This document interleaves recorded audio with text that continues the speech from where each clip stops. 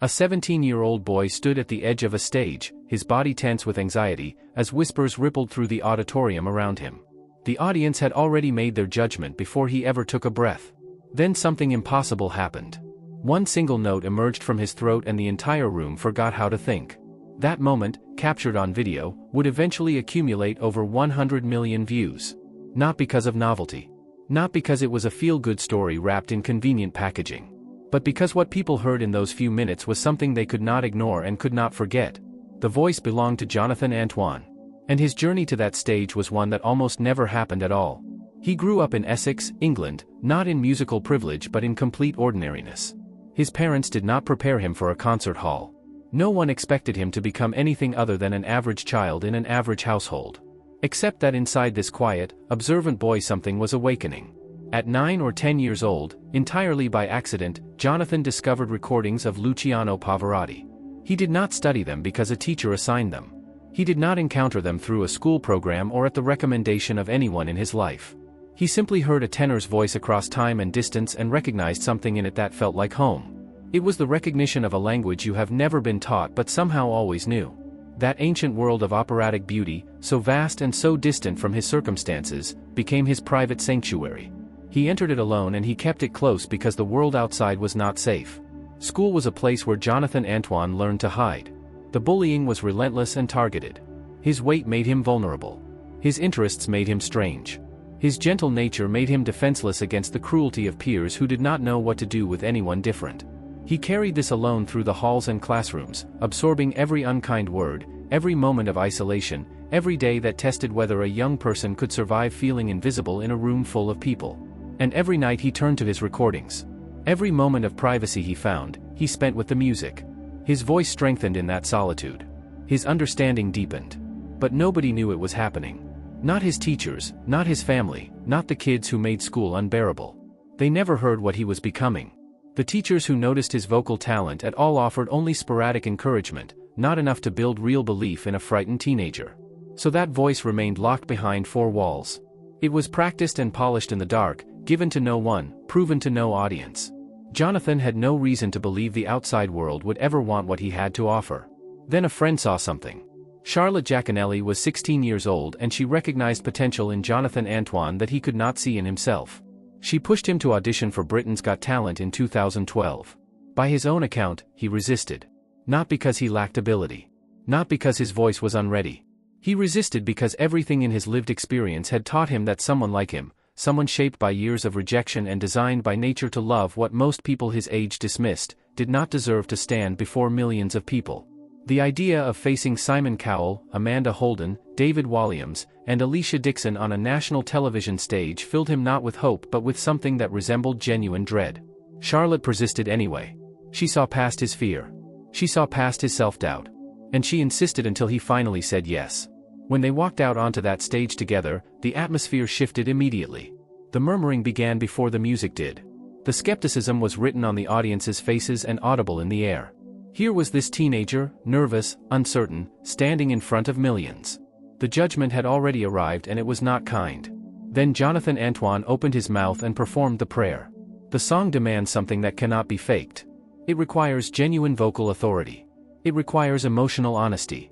It requires an artist who understands both the technical demands of the music and the spiritual weight of the text. Within moments of him beginning, the entire room transformed. Simon Cowell, a man who had stopped hundreds of performers mid-song without hesitation or regret, sat completely still. He did not move. He did not speak. He listened. The audience that had been murmuring moments before rose to its feet. They were not sitting passively. They were standing because something had moved them at a level they could not control or quiet. That clip became a phenomenon that defied the usual rules of internet content. It was not shared once and forgotten. It was shared again and again, forwarded to friends, discovered by new viewers year after year. Each time it was played, new people experienced that same collision between expectation and reality. The number of views climbed past 50 million. Then past 100 million. It remained viral not for a moment but for years, continuing to find audiences long after the show season had ended and most of its other contestants had vanished from public consciousness. Charlotte gave him the courage to walk through the door. But it was his voice that made the room stop breathing. It was his voice that carried the weight of every lonely night, every unkind word, Every moment he had learned to transform pain into something beautiful. That voice did not come from nowhere. It had been built in isolation, deepened by suffering, proven in solitude. The competition's outcome surprised many who had watched that audition explode across the internet. Jonathan and Charlotte finished as runners-up in the 2012 season, losing to teenage singer Natalie Kerr. For viewers who had watched that clip circulate around the globe, the result felt unexpected.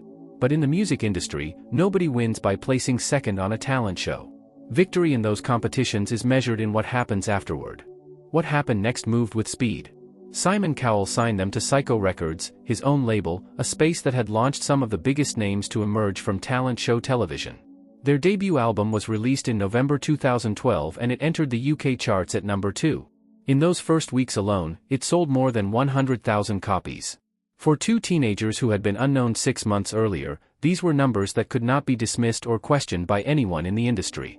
Classical crossover was experiencing a genuine moment of cultural significance in the United Kingdom during this time.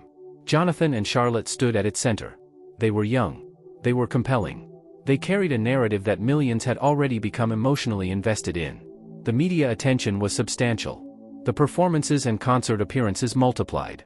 Every surface indicator suggested that everything was moving in exactly the right direction. But surfaces lie. Beneath the shared success and the combined ambition, a deeper reality was quietly at work. It was not antagonism. It was not conflict between two people who disliked each other. It was something more nuanced.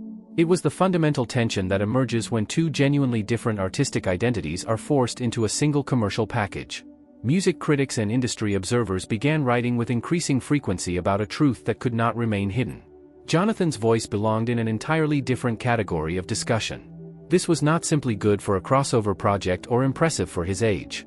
This was exceptional. This was the kind of vocal instrument that operates at a level the UK market had not regularly produced in years. By 2013, the partnership ended. Jonathan and Charlotte separated professionally. What was remarkable about how they handled this split was the complete absence of drama. There were no angry interviews. There were no competing narratives fed to the press. There was no public conflict or industry gossip. They simply recognized that the road ahead diverged and they walked in different directions. It was mature. It was respectful. And it allowed Jonathan to do something far more uncertain. At 18 years old, Jonathan Antoine began finding out who he was when nobody was watching. He signed with Sony Music Classical, a completely different world from the talent show ecosystem. The expectations shifted. The audience changed. The entire context of what he was building moved away from spectacle and toward artistry. Work began on a solo album built specifically for his voice, arranged specifically for his range, constructed specifically for the kind of tenor he had spent years becoming in private. In 2014, at 19 years old, that album arrived. It was called Tenor. The album debuted at number 4 on the UK classical charts. But rankings barely mattered compared to what the actual music revealed. Critics who had watched the talent show audition were confronted with something they had not fully anticipated. This was not a teenager performing crossover hits. This was a young artist demonstrating musical range and interpretive depth that existed entirely beyond what the crossover market typically produces. He did not simply sing the lyrics. He inhabited them. He understood the text. He conveyed the meaning. There is a profound difference between delivering words and inhabiting them, and most listeners feel that difference even if they cannot articulate what they are hearing. At 19 years old, Jonathan already understood that difference completely. The transformation happening during this period extended far beyond music. In an interview with The Guardian in 2015, Jonathan spoke with genuine candor about significant personal changes. He talked about weight loss and the process of learning to inhabit his own body with new confidence. He discussed the slow, ongoing work of extricating his identity from the viral moment that had defined him in the public eye since he was 17 years old. That audition clip had introduced him to the world. It had also frozen him in the collective memory of millions. He existed as a single image, a single moment, a single performance that people watched over and over. Moving beyond that required far more than new album releases. It required a fundamentally different relationship with his own sense of self. He was not chasing another viral moment. He was not trying to recreate the magic that the talent show had built. He was engaged in work that was quieter and far more difficult. He was constructing a genuine artistic life, one decision at a time, according to his own timeline and his own vision. At 19 years old, this kind of clarity is extraordinarily rare. He had purchased it through years of pain. The public moved on to the next sensation. Jonathan Antoine did not. Between 2015 and 2022, he continued with discipline and seriousness, operating largely away from the public spotlight that had once tracked his every move. A second solo album followed his debut, expanding his recorded body of work and his musical range. Concert appearances took him across the United Kingdom and into Europe. This was not the massive arena spectacle of a pop music career. This was the kind of sustained, disciplined performance schedule that forms the actual foundation of a classical music life. Night after night. City after city. Audiences who came not to see the kid from the viral clip but to hear the voice itself. They came to experience artistry. This is the part of an artist's development that does not make headlines and does not trend on social media. This is where the transformation actually occurs. This is where the real work happens, away from cameras, away from recognition, away from the validation that public attention provides. For Jonathan Antoine, these years were where he became a serious musician. Most of us carry something that the world around us does not understand. A talent we are unsure about. A passion we protect because we are not certain it is safe to reveal. A version of ourselves we hide because we have learned it might not be welcome. Jonathan's story speaks to something in all of us, to a moment when we almost did not show up for ourselves. In a 2019 interview, Jonathan reflected on the vast distance between who he was at 17 and who he had gradually become. The frightened boy who had nearly refused to walk onto that stage seemed almost like a different person. When asked about confidence, he explained that it had not arrived in a single transformative moment. It had accumulated through thousands of small, repeated decisions. The decision to keep practicing when nobody was listening. The decision to keep performing even when the world was not watching with the same intensity. The decision to show up to the work again and again and again. The people who worked with him closely during this period, vocal coaches and artistic collaborators who knew his voice and his approach intimately, all described the same quality. Jonathan demonstrated a musical seriousness that was unusual. He was not simply relying on natural ability or coasting on the foundation of his talent. He was engaged in serious study of the tenor tradition, its history, its technical demands, its artistic possibilities. He pursued this knowledge with the kind of scholarly dedication that most young artists with built-in audiences never feel motivated to develop. He treated his extraordinary gift not as a shortcut to success but as a responsibility he owed to the art form itself. The story of Jonathan Antoine that unfolded after the cameras left was in many ways far more compelling than the story they had captured. And it was still being written. At 30 years old, Jonathan Antoine is not who the internet believes him to be. The internet knows a teenager. It knows a nervous boy in an ill-fitting jacket, standing on a stage while an audience reached its conclusion before he opened his mouth. That version of him is frozen in a 3-minute clip that has circulated for more than a decade, finding new viewers every single year. People watch it for the first time and immediately send it to someone they love. New people discover it.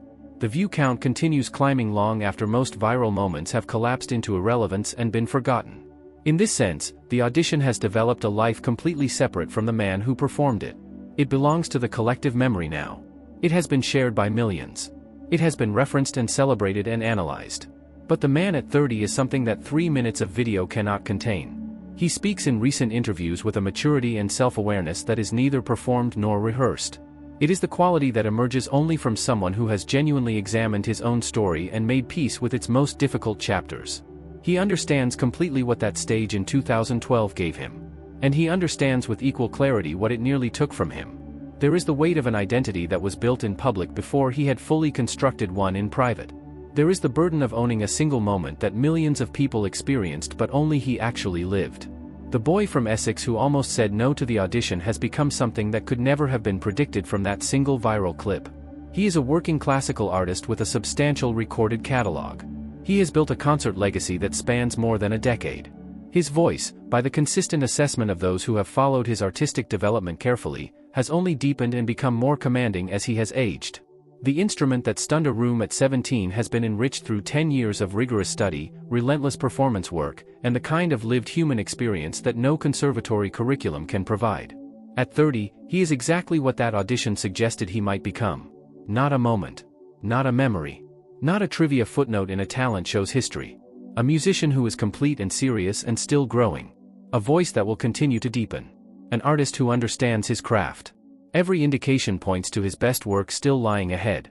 The voice that once moved millions for 3 minutes continues to develop in private, in concert halls, in recording studios, in the spaces where real art happens. And that, more than anything else, is what deserves to be celebrated. His is one of only a handful of voices from that entire era whose sound the world heard once and never quite managed to forget. That voice continues. That artist continues. And his story continues to be written.